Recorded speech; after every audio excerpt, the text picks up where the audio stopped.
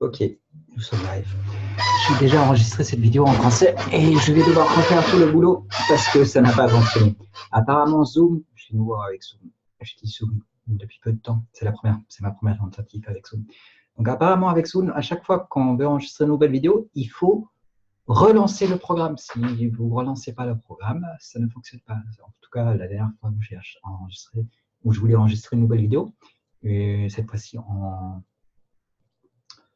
français, parce que la dernière était en anglais. Donc j'ai essayé de le faire et ça n'a pas marché. Et je vais devoir me retaper tout le boulot. Cette fois-ci, je vais juste contrôler si ça enregistre. Apparemment, ça enregistre.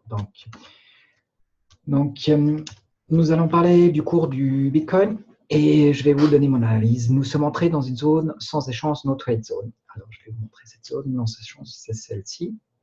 Nous y sommes depuis 10 jours. La dernière fois que cela s'est produit, nous sommes restés environ 15 jours dans cette zone commerciale, no trade zone.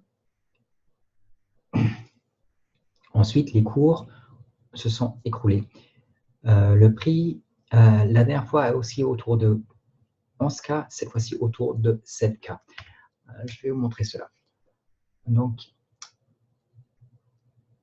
ça, c'est la situation actuelle. Donc, nous sommes dans cette non-trade zone depuis 10 jours. Elle a une volatilité de 10%. Et ce que vous auriez pu faire, c'est aller en long ici, mais ça n'aurait pas marché puisque vous n'avez pas reçu une bougie numéro 2 au-dessus d'une bougie numéro 1. Au lieu de ça, vous avez une méga bougie rouge numéro 1 qui vous aurait sorti de votre position long si vous êtes entré dans cette position à la fin de la tendance baissière que nous avons eue. À présent, moi, je n'ai pas fait ça parce que je ne croyais pas à la hausse, donc je ne suis pas allé dans cette... je ne suis pas allé long ici. Mais là, il y a eu une indication à la baisse et il n'y avait pas de contre-indication et j'ai tenté la chose, mais ça n'a pas fonctionné puisqu'on a eu une bougie verte qui m'a sorti avec mon stop loss de la position short. Donc en fait, le problème ici, c'est qu'à chaque fois que vous avez une tendance, une indication à la hausse, le cours baisse, et à chaque fois que vous avez une indication à la baisse, le cours remonte. Le 7K est un niveau qui agit comme un aimant et ramène le cours à chaque fois à 7K. Donc, c'est pourquoi j'ai dessiné une zone sans échange. Je vais vous montrer la dernière fois où ça s'est passé et ce qui s'est passé ensuite. Donc, la dernière fois, on était dans une zone sans échange, no trade zone, durant 15 jours. La dernière fois, c'était autour de 11K et les gens disaient nous formons une base, nous allons monter, blablabla. Et au lieu de ça, le cours s'est écroulé, comme les analystes l'avaient prédit, notamment Turnways.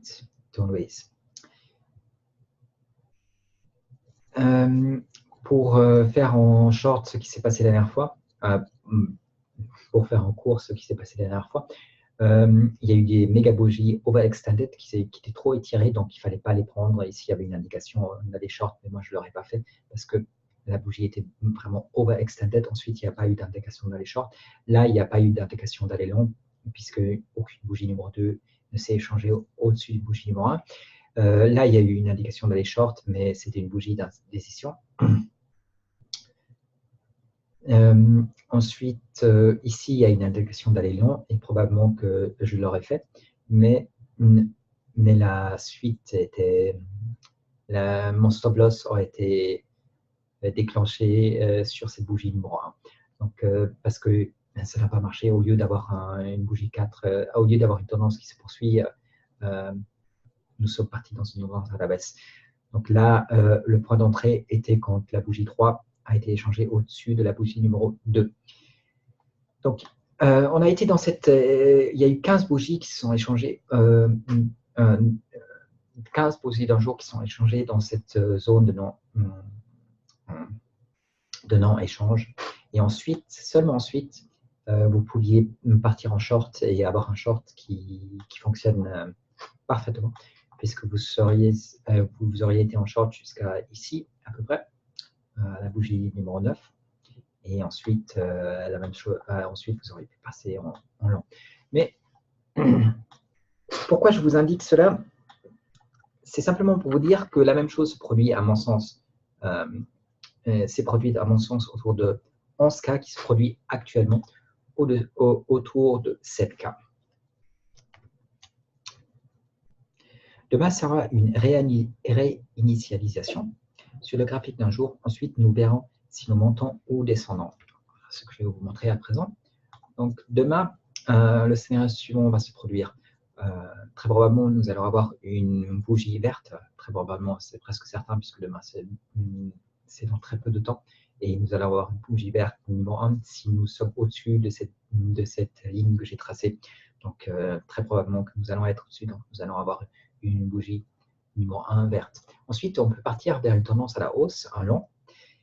Seulement si nous avons une bougie numéro 2 qui s'échange au-dessus d'une bougie numéro 1 vert, avec un numéro 2 vert qui s'échange au-dessus d'une bougie avec un numéro 1 vert. Si nous n'obtenons pas ça, et je crois plus dans le deuxième scénario, nous allons avoir une bougie rouge numéro 1 et ensuite une indication d'aller short avec une bougie 2 qui s'échange en dessous de la bougie rouge numéro 1. Nous allons voir cela par la suite.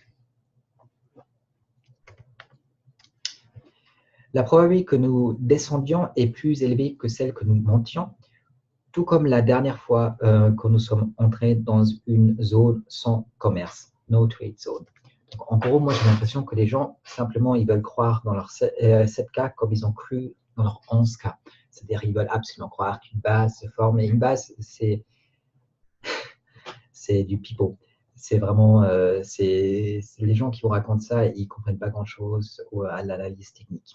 Des bases ne se forment pas. Soit nous partons à la hausse, soit nous partons à la baisse, ou bien nous sommes dans une autre trade zone. Mais des bases ne se forment pas normalement à long terme avec un asset, avec un investissement tel que le Bitcoin pour les traders. Donc moi, je crois plus vers la tendance à la baisse et cela, c'est tout simplement parce que si on analyse les autres graphiques, je ne vais pas le faire en détail, mais sur une semaine, il y a une tendance à la baisse avec confirmation. Mais sur une semaine, oui, il y a ça.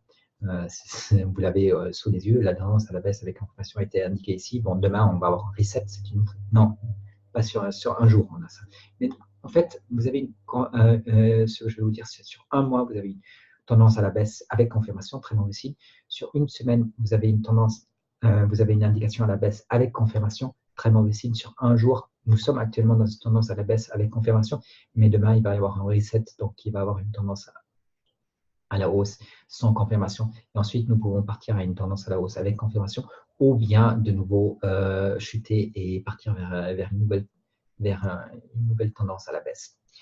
Donc, ça s'appelle un reset parce que tout simplement, les chiffres, au lieu d'avoir un 5, nous allons avoir un 1. Et à partir du 1, ensuite, on a soit un 2 ou un 1 rouge, un 2 vert ou un 1 rouge. Donc, ça s'appelle reset parce que ça met le compteur à 0 de nouveau. Et ensuite, le compteur redémarre. Donc, vu que le 1 mois et le 1 semaine sont baissiers, que le 1 jour, on en a parlé, ça va changer, mais vu que les deux sont baissiers et que la plupart des analystes prédisent un Bitcoin avec un prix bien inférieur, ils parlent de 4,9K optimistes et 1,3K pessimistes. Donc, ils sont presque unanimement d'accord pour dire que nous allons baisser et c'est probablement ce que nous allons voir. Tout comme avec le 11K, quand les prix ont chuté par la suite. Et là, normalement, les prix devraient chuter à nouveau. Merci d'avoir visionné cette vidéo.